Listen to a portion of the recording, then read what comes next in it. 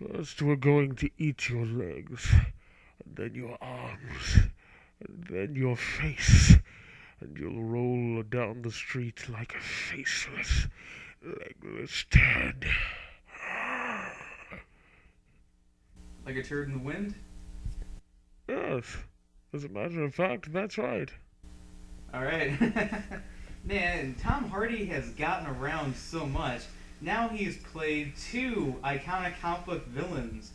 And on top of that, he was in Band of Brothers. I'm not kidding, look it up, he was in that. It's true, he was. Yep, so hi, welcome to End Credit Reviews, an episode of After the Credits on End Credit Reviews. This is Tyler from End Credit Reviews. And Steven from Steven Lawson Studios. Yes, and this is our review, and also kind of, we haven't done a review in a long time, the two of us, on the movie Venom. Now, for a while back, ever since Spider-Man 3 came out, yes, with the emo Peter and the dancing and that, there was talks to make a Venom spin-off movie. In a way, ever since kind of when Batman Returns came out, there were talks about making a spin-off Catwoman movie, and we know how that one turned out, but trust me, this is better than Catwoman. For Catwoman. Yeah, exactly. My terrible cat impression. Yeah. Alright, so the movie itself is not associated with the Marvel Cinematic Universe, it's just in association with Marvel. So in this one, we have Eddie Brock, who's played by Tom Hardy, is an investigating reporter in San Francisco and not New York City this time, on the complete opposite end of the United States. And he's an investigative reporter, and he sticks his nose into this one organization known as the Life Program, was it? Yep. Ironically, the name of a Jake Gyllenhaal movie that with a very similar premise, if you think about it. It's true. And what was the scientist's name? Drake? And so I was thinking the whole time until we saw him. The rapper? Yeah. But yeah. Yeah, the villain in this movie is played by Riz Ahmed. Yeah, he's been in a bunch of movies like the Rogue One, and he's been in a couple other things. I don't know how you feel about him, but in everything, to me, he kind of seems like a wimp, no matter how hard he tries. Yeah, I feel like he might have been miscast in this movie, but then again, I don't know how this character looks like in the comics, so True. Maybe that was the case, but I don't know. So he goes into this organization, this, secret area and that sort of thing, and he gets attached with the symbiote known as Venom. And so thus it's up to the two to try to figure out and expose this bad organization, while at the same time trying to patch up things with his former girlfriend known as Anne, who's played by Michelle Williams. So, what did you think of Venom? Well, we liked it very much. We wanted to eat its face and its feet. And no, it in all seriousness though, it was overall I liked it. Going into this, I was hearing, even not trying to hear about it, quite a bit of negative press and people comparing it to Catwoman, and I'm like, oh geez, this doesn't bode well. Yeah. But I still went in and I'm like, you know what? Disregard as usual. It's probably just the Rotten Tomatoes smear aggregates on the case. So basically went in, we saw it, and overall I was much more pleasantly surprised. It definitely wasn't perfect, but it was a lot better than the low expectations that were happening for it going in, from critical appraisal and everything. And I like Tom Hardy a lot in the role. I think he's just pretty good at whatever he plays at this point. I mean, he's done lots of Academy Award winning roles. He's done superhero and supervillain roles now. So I mean, the guy at times has been criticized for kind of mumbling a bit too much, which sure, in the past he's kind of, and that sort of thing. I feel like the movie is better than fan forced it. Oh sure. I mean, if you look on IMDb right now, the audience score is actually significantly higher than what the critics said about the movie. Although I definitely will not really defend this movie too much, because there are some noticeable problems that I had with this movie, which we'll get into. Sure. But the one part that I know was unintentionally hilarious, at least to me, is during this chase scene when Tom Hardy's character is running away from the bad guys on bikes. Oh, which yeah. looks like, which the X on the light, I swear, I just think of X-Men. Yeah. Like he stole Wolverine's bike, and there's these drones chasing him around, and for some reason they start exploding.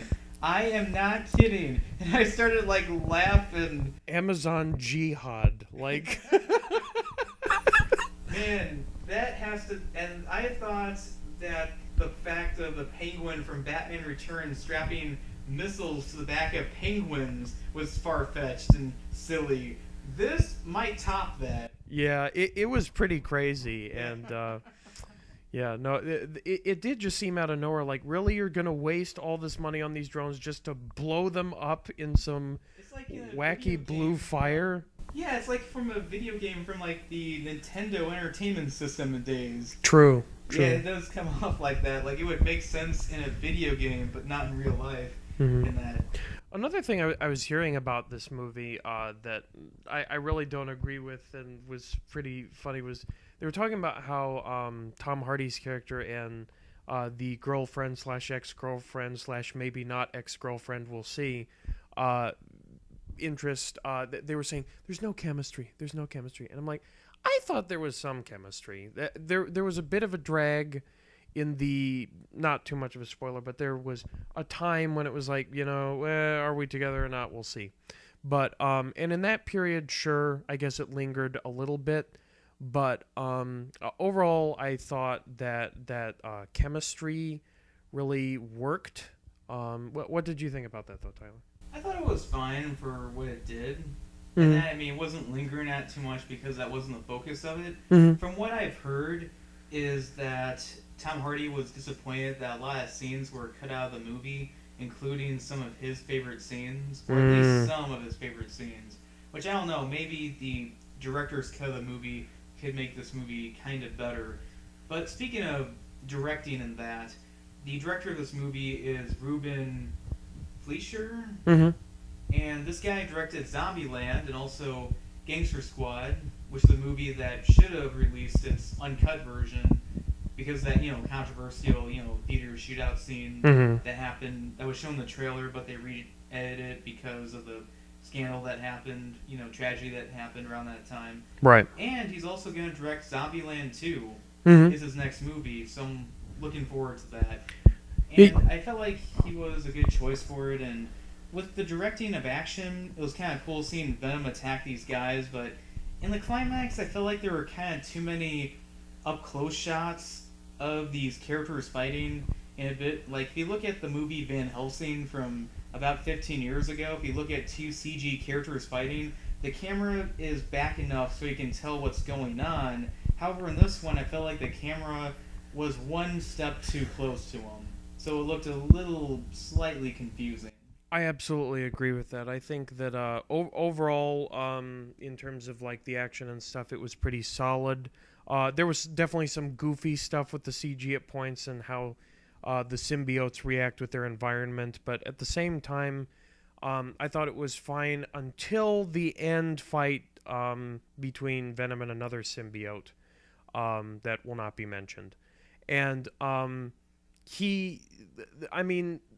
I agree with Tyler. It kind of felt like a couple other comic book movies where it was so CG and the camera was moving and then they were moving really fast, and it kind of, and also, they're kind of just blobs, as you can see from the preview at points. So that altogether just amassed to this kind of weird, amorphous, hectic situation until they slowed down into slow motion. And they did that a couple, like, too many times, I think. And then also in doing that, it exposed a little bit of cringy CG on the actors, which wasn't the best. But at the same time, like, overall, I definitely liked it. And how the final action was resolved, I think, was fine, as opposed to in some Marvel movies, it's just so anticlimactic. So. Yeah, as a mild spoiler in this movie, I did think it was kind of cool to see Michelle Williams' character get the symbiote briefly. That was, yeah. And like, oh, that's kind of like happened in the comics and that. Mm-hmm. And then also I think a controversy about this movie is that he doesn't have the Venom logo on his chest because part of Venom's origin story was originally the symbiote was on Spider-Man and he was able to absorb his powers, and then when he separated from him, he then absorbed into Eddie Brock and they became Venom. In a way, it's kind of weird seeing a Venom story without Peter Parker or Spider-Man, since that was pretty vital to his origin story. That in a way, is. that's kind of like making a Joker origin movie without Batman whatsoever. Yep. So it just kind of a little weird and interesting to see what they go about with it. But yeah, there were some pretty funny moments in it. Like there's a part where it's like he jumps on top of the building, gets to this place like, jump down. And then he just chooses the elevator. Pussy. That was so funny.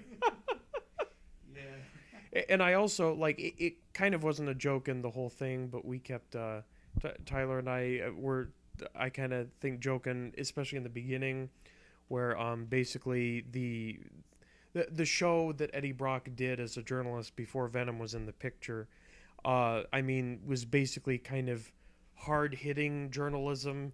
And so we were basically going like, oh, he's never going to work on, you know, mainstream media outlets like CNN because he actually does his job. So. Or he's not overly paranoid. Right. So. Yeah, I mean, and then also there's I think the Drake guy said fake news at one point. I'm like, He did. Are you sure we're not talking about Rotten Tomatoes here? Yeah. Biggest fake news site out there. Take my word for it. It is a extreme disservice to, yeah, but One in any thing case. I felt like was crowbarred into the movie in the mid-credit scene, and if you look at it on IMDb, you'll figure it out, is the what's gonna probably become Carnage is played by Woody Harrelson. That was weird. Yeah, Woody Harrelson. I mean, I think the reason why he decided to choose him was because he was in Zombieland. I was just gonna say that's probably. And he kind of had this weird Ronald McDonald Annie wig on. Yep. I just thought of that. Just in case you didn't get the hint from literally the name drop. I've also got red hair. What color is Carnage?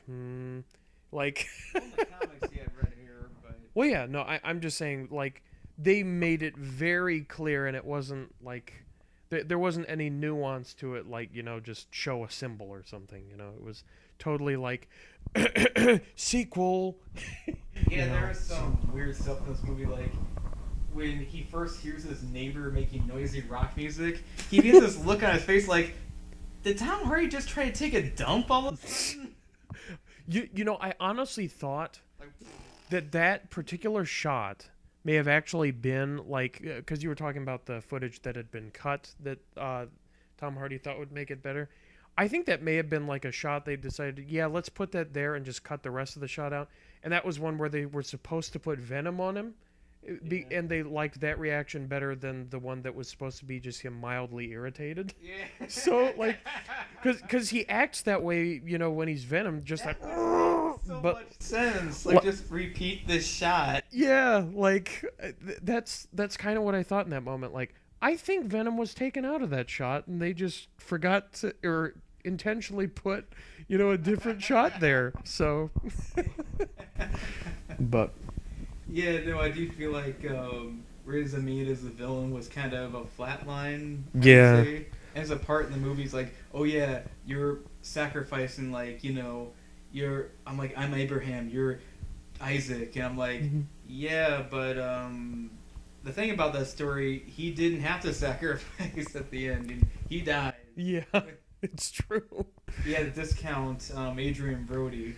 Yeah, there were several people in this movie that had schnozzes that were pretty serious. Like, yeah, like Jenny Slate as Dr. Dora the Explorer Skirts.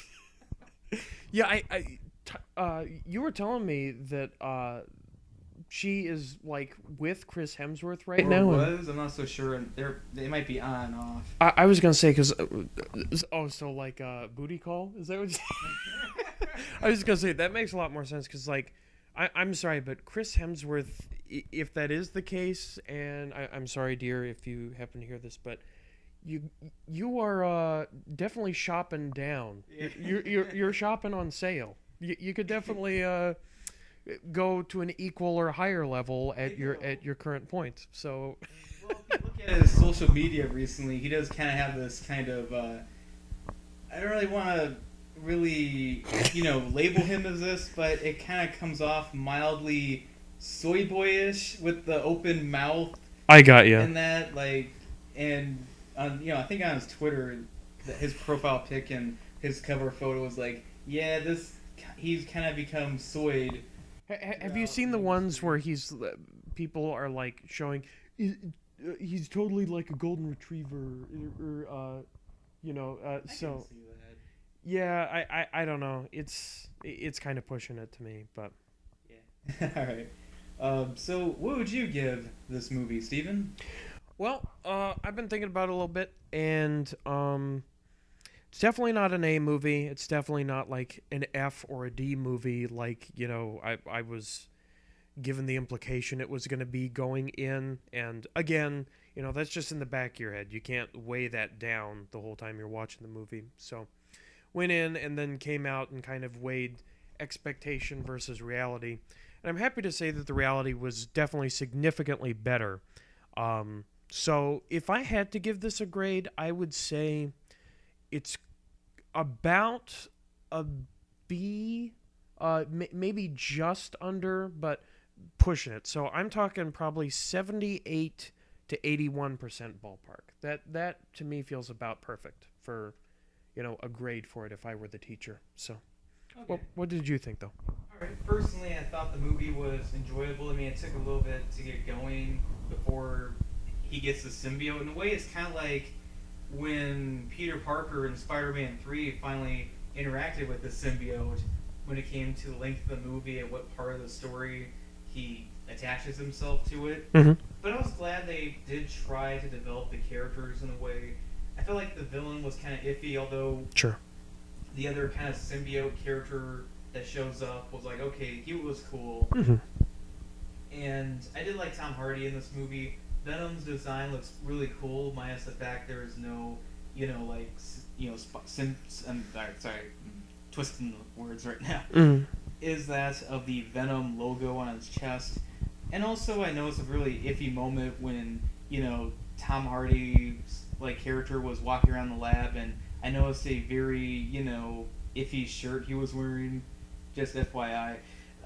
But anyway, for what it was worth, it was enjoyable. There was some kind of cliched stuff that happened at the end. So I would give this. So overall, I would give Venom about 2.5 stars out of 4. Okay. Yeah. No, I get you. Yeah, and also I wanted to add that I would probably give The Predator this now, thinking about it, because I actually liked The Predator a lot more when I first watched it. But now I'm like, yeah, it kind of gets worse the more I think about it, but I think it's still enjoyable, Sure. despite what other people are saying about it. But yeah, so it's really nice that we were able to review this one, Stephen. Absolutely. No, I'm glad to. We hope to do a lot more in the future than that. Absolutely. Please like and subscribe, and... Oh, I was wondering what would break first, your spirit or your body?